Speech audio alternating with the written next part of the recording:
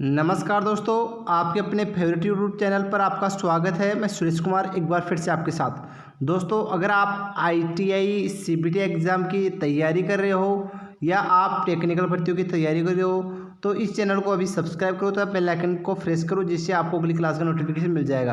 तो दोस्तों, आज आपको हम ITI CBT exam first year electrician का पेपर का एनालिसिस कराएंगे। साथ ही अगर आपको ये पेपर चाहिए तो भी आप डिस्कशन में जाइए, वहाँ पर टेलीग्राम ग्रुप को ज्वाइन करो, वहाँ पर इन सभी प्रकार के पेपरों की पीडीएफ फाइल अवेलेबल है। तो दोस्तों, ज़्यादा वक्त खराब न करें, स्टार्ट कर दिया। लगभग 50 क्वेश्चन है, तो वीडियो में लास्ट तक जरूर बने रहना, क्योंकि काफ़ी क्वेश्चन जो वापस से एग्जाम में रिपीट हो सकते हैं। तो स्टार्ट कर दिया। और आपका जो पहला क्वेश्चन है, तो पहला क्वेश्चन है, एक 4 पोल वाला प्रत्यावर्ती यानी अल्टरनेटर 1500 आरपीएम पर चल रहा है, तो प्रत्यावर्ती की आवृत्ति क्या होगी। तो अब आप सभी को मालूम है एफ बराबर क्या होता है, P/N/120। ये सूत्र होता है इसका। तो यहाँ पर आपको ज्ञात क्या करना है, आवृत्ति यानी फ्रीक्वेंसी ज्ञात करनी है। तो दोस्तों, यहाँ पर देखो, आपको फ्रीक्वेंसी ज्ञात करनी है, तो P कितने 4 इंटू N कितना है 1500, और आपका जो 120 है ये नियतांक है, तो इस जीरो से ये जीरो कट गया, 4×3=12। तो जो दोस्तों 4×3=12 हो गया, यहाँ पर 1500 था, तो यहाँ पर इसका भाग दो, 3×5=15, तो कितना आ रहा है 50 तो इसका करेक्ट आंसर क्या आ रहा है, ए। तो पहले का करेक्ट आंसर 1 नंबर। अगला क्वेश्चन आपका 2 नंबर क्वेश्चन, पीवीसी कंड्यूट नली वायरिंग के मामले में पीवीसी कंड्यूट नली की न्यूनतम मोटाई खालिस्तान होनी चाहिए। तो बताओ दोस्तों कितनी होनी चाहिए। तो दोस्तों 1.5 mm होनी चाहिए। तो करेक्ट आंसर 3 नंबर। अगला क्वेश्चन है, series motor load current Khalistan होता है। तो बताओ दोस्तों सीरीज मोटर में लोड करंट क्या होता है। तो आर्मेचर करंट बराबर सीरीज करंट होता है। तो करेक्ट आंसर 1 नंबर। अगला क्वेश्चन है दोस्तों, कार्क स्क्रू नियम खालिस्तान इंगित करता है। तो बताओ दोस्तों कार्क स्क्रू का नियम किसको इंगित करता है। तो ये बल की चुंबकीय रेखा को इंगित करता है। तो करेक्ट आंसर 2 नंबर। अगला क्वेश्चन है, BIS के अनुसार किसी भी संस्थापन में अधिकतम खालिस्तान लीकेज करंट की अनुमति होती है। यानी अगर आप किसी भवन का निर्माण कर रहे हो तो वहाँ पर लीकेज करंट की कहाँ तक अनुमति होती है दोस्तों। तो वो लगभग आपकी पूर्ण लोड विद्युत धारा का 1/5000 होता है, यानी इतना हिस्सा होता है। अगर डीसी की बात करें तो वो आपका 1/3000 होता है। ठीक है दोस्तों, तो इसका करेक्ट आंसर 1 नंबर। एग्जाम की दृष्टि से वेरी वेरी मोस्ट क्वेश्चन है दोस्तों, काफ़ी बार एग्जाम में पूछ भी लिया गया ये क्वेश्चन। अगला क्वेश्चन है, फ्लैशर बल्ब का प्रयोग खालिस्तान में किया जाता है। तो बताओ फ्लैशर बल्ब का प्रयोग कहाँ करते हैं दोस्तों। तो सजावटी प्रकाश व्यवस्था के लिए हम फ्लैशर बल्ब का प्रयोग करते हैं। अगला क्वेश्चन दोस्तों, इलेक्ट्रिकल रेलवे इंजन के लिए प्रयोग की जाने वाली यूनिवर्सल मोटर खालिस्तान होती है। तो बताओ दोस्तों इलेक्ट्रिकल रेलवे में कौन सी यूनिवर्सल मोटर होती है जिसकी एचपी कितनी होती है। तो 2200 एचपी की आपकी यूनिवर्सल मोटर होती है। अगला क्वेश्चन है दोस्तों, BIS के अनुसार एक लाइट सर्किट में अधिकतम लोड खालिस्तान से अधिक नहीं होना चाहिए। तो लगभग सभी को मालूम होगा कि लाइट में 800 तो वाट होता है अधिकतम लोड, और पॉइंट कितने होते हैं 10। पावर की बात करें तो पावर में अधिकतम कितना लोड होता है। तो वहाँ पर 3000 वाट आएगा दोस्तों, बल्कि पॉइंट की बात करें तो वहाँ पर 2 पॉइंट आएंगे। तो इसी एक क्वेश्चन में लगभग आपके 4 क्वेश्चन क्लियर हो चुके हैं। तो इसका करेक्ट आंसर क्या आएगा, 1 नंबर। अगला क्वेश्चन है दोस्तों, टेकोमीटर का प्रयोग खालिस्तान मापने के लिए करते हैं। तो दोस्तों टेकोमीटर होता है, यानी इसको टेकोमीटर को क्या बोलते हैं, आप स्पीडोमीटर भी बोलते हो, यानी गति मापने वाला यंत्र। ठीक दोस्तों, तो इसका करेक्ट आंसर क्या आएगा, 3 नंबर। अगला क्वेश्चन दोस्तों, 2 प्रत्यावर्ती यानी अल्टरनेटर के तुल्यांकन के लिए मुख्य शर्तें क्या है दोस्तों। दोस्तों 2 अल्टरनेटर होते हैं, उनको तुल्यांकन यानी समान गति पर चलाने के लिए कौन सी शर्तें होती है। तो वोल्टेज होना चाहिए समान, आवृत्ति होनी चाहिए, फेज अनुक्रमण समान होना चाहिए, यानी कि तीन चीज़ें क्या होनी चाहिए, समान होनी चाहिए। तो करेक्ट आंसर 2 नंबर। अगला क्वेश्चन है दोस्तों आपका, आमतौर पर एक फेज वाली मोटर में किस प्रकार की वायरिंग का प्रयोग किया जाता है। तो अगर आपकी सिंगल फेज मोटर है तो उसमें हमेशा कॉन्सेंट्रिक टाइप वाइंडिंग करेंगे हम। तो करेक्ट आंसर 2 नंबर। अगला क्वेश्चन दोस्तों, what is the related between coil pitch and pole pitch in full pitch winding में रिगार्डिंग संबंध क्या है? तो फुल पिच बराबर होता है दोस्तों कॉइल पिच बराबर पोल पिच। तो करेक्ट आंसर 3 नंबर। अगला क्वेश्चन दोस्तों, ट्रांसफॉर्मर टैंपिंग स्विच किस वाइंडिंग से जुड़ा होता है? तो बताओ दोस्तों, ट्रांसफॉर्मर टैंपिंग स्विच किस वाइंडिंग में जुड़ा होता है? तो आपकी द्वितीय वाइंडिंग में जुड़ा होता है, यानी द्वितीय वाइंडिंग में जुड़ा होता है। Correct answer 2 number. अगला क्वेश्चन है, घरेलू उपकरणों में तापमान तत्व के लिए निम्न में से किस सामग्री का प्रयोग किया जाता है? यानी तापमान के लिए हम किसका प्रयोग करेंगे? तो वो आपका निक्रोम यानी आपका नाइक्रोम आता है। ठीक दोस्तों, बस कि इसमें छोटा रूप दे रखा है तो थोड़ा सा कन्फ्यूज भी हुआ होगा आपको, कोई दिक्कत नहीं इसमें। अगला क्वेश्चन है, गैस से भरे टंगस्टन फिलामेंट लैंप का कार्यकारी तापमान कितना होता है? तो गैस से भरे टंगस्टन फिलामेंट लैंप का कार्यकारी तापमान होता है दोस्तों 2200 डिग्री सेंटीग्रेड। तो करेक्ट आंसर 2 नंबर। अगला क्वेश्चन दोस्तों, स्लिप रिंग मोटर में स्लिप रिंग मोटर को स्क्विरल केज प्रेरण मोटर के स्थान पर वरीयता दी जाती है, जहाँ खाली स्थान की आवश्यकता होती है। तो बताओ दोस्तों, स्लिपिंग मोटर को स्क्विरल केज प्रेरण मोटर के स्थान पर वरीयता क्यों दी जाती है? क्योंकि आपकी स्लिपिंग मोटर का उच्च स्टार्टिंग प्रारंभिक टॉर्क होता है, इस कारण इसको मान्यता दी जाती है। अगला क्वेश्चन है, BIS के अनुसार एक लाइट फैन के उप परिपथ में अधिकतम पॉइंट खाली स्थान से अधिक नहीं होना चाहिए। लगभग ये क्वेश्चन पहले के लिए करता है। कितने पॉइंट होते हैं? 10 पॉइंट। पावर की बात करें तो कितने आएंगे? 2 पॉइंट।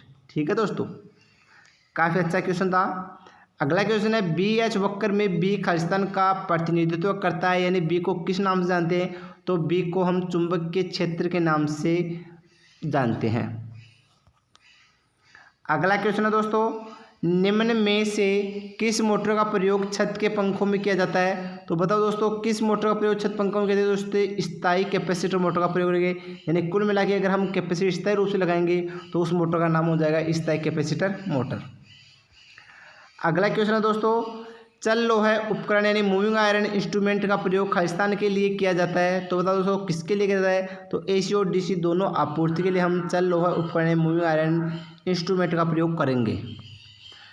अगला क्वेश्चन है दोस्तों, निम्न में से कौन सा उपकरण एक इलेक्ट्रीशियन के टूल किट में नहीं पाया जाता है? तो बताओ दोस्तों, कौन सा उपकरण उसके टूल्स किट में नहीं पाया जाएगा? तो वो आपका वॉइस आता है। वॉइस को दोस्तों एक जगह स्थिर रखकर कसा जाता है, तो वॉइस को कभी भी एक इलेक्ट्रीशियन टूल किट में शामिल नहीं किया। तो करेक्ट आंसर 4 नंबर। अगला क्वेश्चन है, DC जनरेटर खालिस्तान के सिद्धांत पर कार्य करता है। तो बताओ दोस्तों, DC जनरेटर किस तरह? तो DC जनरेटर फैराडे के विद्युत चुंबकीय प्रेरणा के सिद्धांत पर कार्य करता है। काफ़ी बार एग्जाम में पूछा गया दोस्तों ये क्वेश्चन। अगला क्वेश्चन है, शक्ति कारक यानी पावर फैक्टर खालिस्तान का अधिकतम मान है। तो बताओ दोस्तों, अधिकतम मान कितना होता है? इसका 21 होता है। Correct answer 3 number. अगला क्वेश्चन है दोस्तों, निम्न में से कौन सा विषम चुंबकीय डायामैग्नेटिक पदार्थ है? तो दोस्तों, इसमें बिस्मिथ, एंटीमनी और स्वर्ण ये आपके विषम चुंबकीय पदार्थ यानी डायामैग्नेटिक पदार्थ होते हैं। Correct answer 1 number. अगला क्वेश्चन है दोस्तों, AC सर्किट में पूर्ण प्रतिरोध को खालिस्तान कहा जाता है। तो दोस्तों, AC सर्किट में पूर्ण प्रतिरोध को हम प्रतिबाधा कहते हैं। क्या कहते हैं? प्रतिबाधा कहते हैं। Correct answer 3 number. अगला क्वेश्चन है, फैराडे के इलेक्ट्रोलाइसिस के पहले नियम के अनुसार द्रव्यमान यानी M खालिस्तान के बराबर होता है। तो दोस्तों, M बराबर क्या होता है? ZIT/60 × 2 ये होता है। तो इसका करेक्ट आंसर क्या आएगा? 3 नंबर। अगला क्वेश्चन दोस्तों, CD के तारों में सर्किट में इस्तेमाल किए जाने वाले 2 तरफा स्विच की न्यूनतम संख्या कितनी होती है? तो दोस्तों, 2 तरफे वाले स्विच में स्विचों की संख्या होती है 2, यानी न्यूनतम संख्या कितनी? तो कुल मिलाकर वो एक तरह क्या होगा आपका 2-वे स्विच। अगला क्वेश्चन है, 300 वोल्ट पैमाने की रेंज में वोल्टमीटर का पाठ्यांक 40 वोल्ट है। लेकिन मीटर चयनकर्ता स्विच 30 पर है तो वोल्टेज पाठ्यांक रीडिंग की गणना कैसे करेंगे।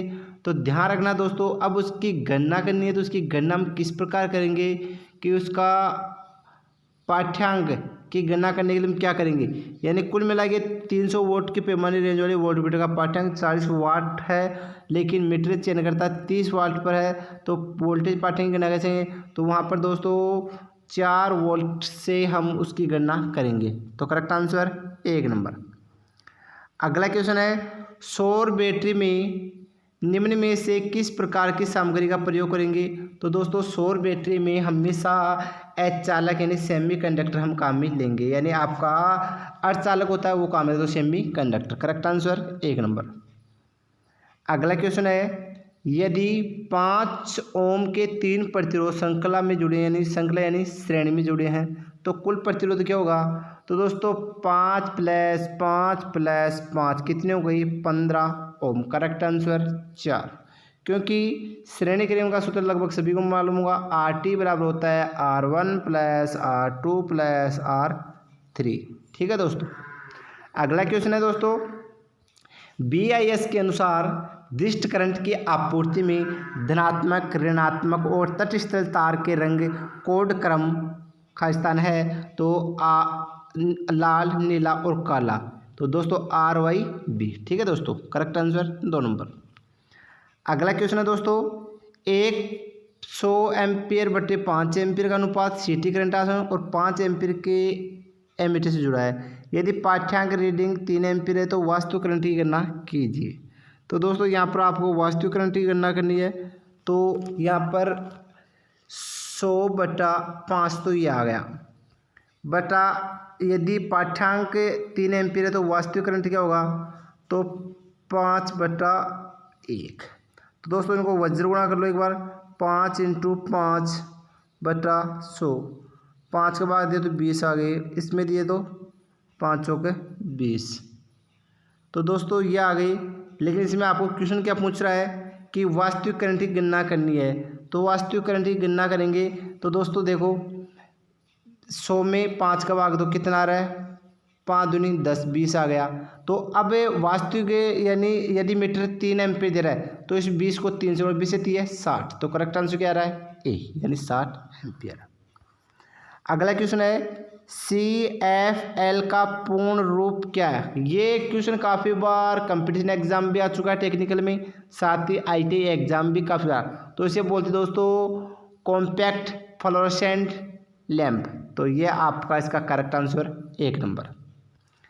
अगला क्वेश्चन है दोस्तों, जलावर्तन विद्युतीय धारा एडी करंट की विशेषताओं का प्रयोग खालिस्तान में किया जाता है तो MC मीटर में डैम्पिंग में इसका उपयोग किया जाता है खालिस्तान। अगला क्वेश्चन है दोस्तों, मितोयोजित्र यानी इकोनोमाइजर का प्रयोग खालिस्तान दक्षता बढ़ाने के लिए करते हैं तो बॉयलर की दक्षता बढ़ाने के लिए हम इसका प्रयोग करेंगे। Correct answer 1 number.